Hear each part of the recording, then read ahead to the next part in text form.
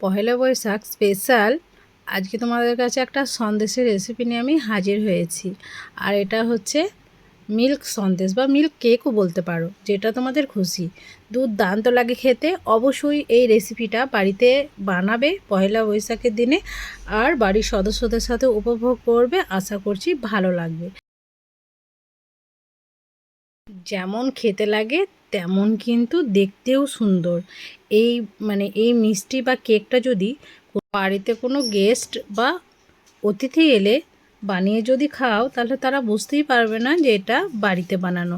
তো চলো, আমি প্রথমেই দুধটাকে নিয়ে নিয়েছি। এখানে ঘন করা আমি দুধ নিয়েছি প্রায় 1 লিটারের মতো। তো যথেষ্ট কিন্তু ঘন আছে, তবু আমি আরও একটু ঘন করে নেব। তাই দেখো বন্ধুরা, আমি যথেষ্ট ঘন করে নিয়েছি, আগেই বলেছি। তো আরও একটু ঘন করে নেব। তো দেখো, জাল দিয়ে দিচ্ছি আর এটাকে ভালোভাবে নেড়ে নিচ্ছি। তো খুব সুন্দরভাবে নেড়ে নিতে হবে। তো যখন দুধটা ফুটে আসবে, এই পর্যায়ে তোমরা 1 চামচ ভিনিগার বা লেবু হাফ দিয়ে দিতে পারো। একটু দানা দানা হবে এটা দিলে, আর খেতেও কিন্তু দুর্দান্ত লাগবে। দানা থাকলে খেতে তো দারুণ লাগে, একদম দোকানের মতোই লাগবে।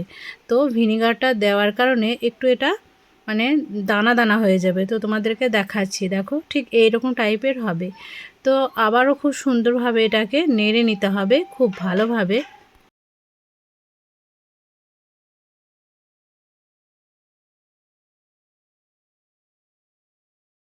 তো বন্ধুরা, জাল করতে করতে যথেষ্ট কিন্তু এটা ঘন হয়ে আসবে, আর কন্টিনিউ কিন্তু এটাকে নেড়েই যেতে হবে।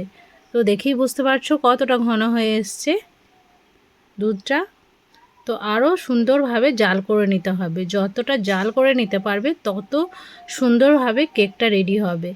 এরপর দেখো, আমি পরিমাণ অনুযায়ী দিয়ে দিয়েছি চিনি, বেশি চিনি দিইনি।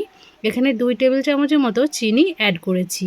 এখানে বেশি মিষ্টি দেওয়ার কিন্তু প্রয়োজন নেই। বেশি মিষ্টি দিলে খেতে ভালো লাগবে না, তার জন্য এখানে 2 টেবিল চামচের মতোই দিয়েছি। তো বন্ধুরা, আবারও খুব সুন্দরভাবে এটাকে আমি নেড়ে নিচ্ছি। দেখো, তো দেখো অনেকটাই কিন্তু ঘন হয়ে এসছে। তো দেখেই বুঝতে পারছো, আর দানাদারও কিন্তু হয়ে এসছে। তো কন্টিনিউ কিন্তু নেড়েই যেতে হবে এটাকে। নাড়া বন্ধ রাখলে হবে না, তাহলে কিন্তু নিচে ধরে যেতে পারে, তখন লাল হয়ে যাবে, দেখতেও খারাপ লাগবে আর খেতেও কিন্তু তেতো লাগবে। তার জন্য কন্টিনিউ এটাকে নেড়েই যেতে হবে। তো বন্ধুরা, দেখেই বুঝতে পারছো কতটা সুন্দরভাবে এটা রেডি হচ্ছে। তো এরপর এটাকে আমি নামিয়ে একটু ঠান্ডা করে নেব। এটা রেডি হয়ে গেছে। তো চলো, এটাকে আমি সেট করে নেব। তার জন্য এখানে আমি একটা মোল্ড নিয়ে নিয়েছি। এটা হচ্ছে কাচের মোল্ড। তো দেখো, মোল্ডটাতে আমি খুব সুন্দরভাবে এই মিষ্টি বা কেকটাকে রেডি করব। তার জন্য দিয়ে দিচ্ছি আমি 1 সাইড বরাবর। তো খুব সুন্দরভাবে কিন্তু এটা সেট করে নিতে হবে।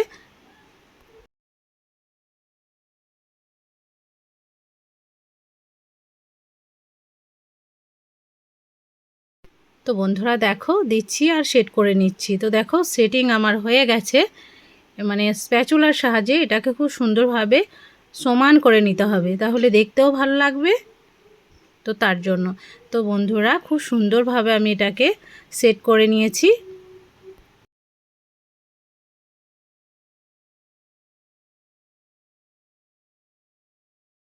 তো দেখো, খুব সুন্দরভাবে আমি সেট করে নিয়েছি। এরপর এটাতে একটা ঢাকনা ঢাকা দিতে হবে, আর একটা গরম কোনো তাওয়াল বা কোনো ব্ল্যাঙ্কেট পাতলা ধরনের এটাকে চাপিয়ে রেখে দিতে হবে। তাহলে খুব সুন্দরভাবে এটা সেটিং হয়ে যাবে। তো বন্ধুরা, 3 থেকে 4 ঘন্টা আমি সেট করতে দিয়েছিলাম। তো এটা রেস্টে রেখেছিলাম। তো এরপর তোমাদেরকে চলো কেটে দেখাচ্ছি কতটা সুন্দর আর কতটা পারফেক্টভাবে এই মিষ্টিটা রেডি হয়েছে। তো একটা ছুরির সাহায্যে খুব সুন্দরভাবে প্রথমে এটাকে মোল্ড আউট করে নেব। আর খুব সুন্দরভাবে জমেছে বলে কিন্তু এটা দারুণভাবে মোল্ড আউট হয়েও যাবে। তো দেখো, একটা প্লেটের মধ্যে আমি এটাকে মোল্ড আউট করে নিয়েছি। এরপর এর শেপগুলোকে আমি দিয়ে দেবো, যাতে দেখতেও ভালো লাগে কিন্তু। তো বন্ধুরা, প্রথমে মাছ বরাবর আমি কেটে নিচ্ছি।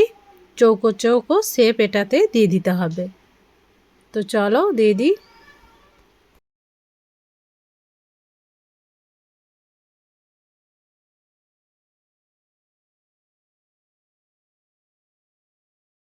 তো চৌকো করে কেটে নেওয়া আমার হয়ে গেছে। এরপর একটা প্লেটের মধ্যে তোমাদেরকে সার্ভ করে আমি দেখাই, চলো। তো বন্ধুরা, আজকে রেসিপিটা তোমাদের কাছে কেমন লাগলো সেটা কমেন্টে জানাতে ভুলবে না। যারা নতুন আছো তারা চ্যানেলটাকে অতি অবশ্যই সাবস্ক্রাইব করে আমার পাশে থাকবে, বেল আইকনটা অবশ্যই ক্লিক করে রাখবে, যাতে আরও নিত্য নতুন ভিডিও তোমরা সর্বপ্রথম পেয়ে যাও। তো দেখো, প্লেটের মধ্যে আমি নিয়ে নিচ্ছি। কতটা সুন্দরভাবে রেডি হয়েছে, একদম পারফেক্ট হয়েছিল।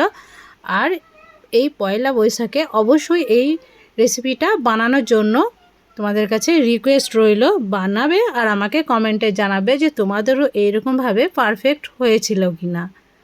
তো আজকের মতো বিদায় নিচ্ছি। ভালো থাকবে, সুস্থ থাকবে, আর পরবর্তী ভিডিওর জন্য অপেক্ষা করবে।